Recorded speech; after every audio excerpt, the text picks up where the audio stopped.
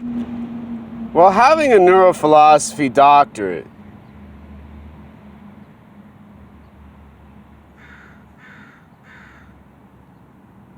has been exciting.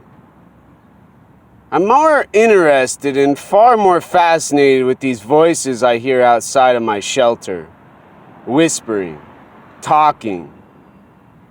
Not so different than a film I could watch by an auteur, Alfred Hitchcock. Humans in this neighborhood they call Greenwood in Seattle, Washington, seemingly are so obsessed with information and intelligence and theory and philosophy and mathematics. They go to work. They probably work at Microsoft. They probably work at Google. They probably go to Facebook and Meta now and log on to their Twitter later on in the afternoon. They work tirelessly. Some maybe not so much. Remotely masturbating most obviously and likely.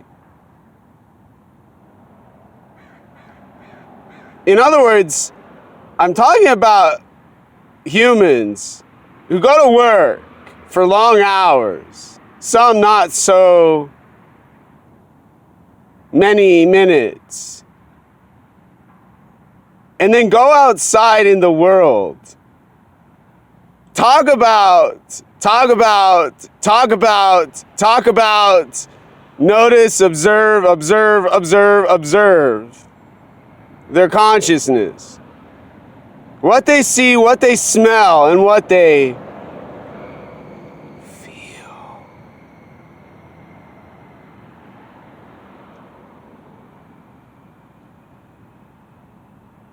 Using what they're doing as stimulation, carrying their coffee cups, laughing with their faces falling off their skin and bones. Nearly decrepit.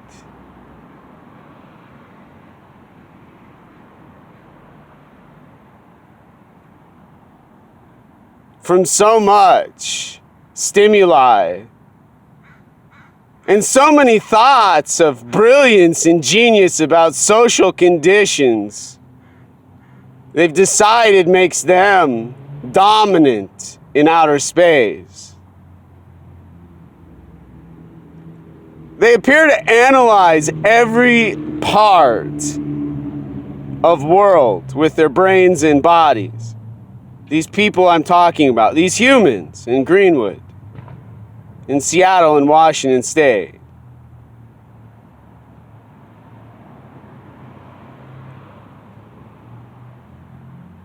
They micromanage social life while simultaneously working, some remotely, engineering software updates, making Twitter posts, Facebook edits for Meta, and charging their Teslas, talking about what I'm doing in a shelter surviving for the last 12 years. Meanwhile, their children need to go to school who aren't homeschooled. Their babies need to go for walks. Those little humans who aren't on their objects in their houses. Walking and walking and walking on their devices and sitting and sitting and sitting, staring at light. Pushing buttons they see with light. And probably looking at their parents no different than I look at their families. More confusing than I'd ever want to study. in a university, in a college, and especially at University of Washington.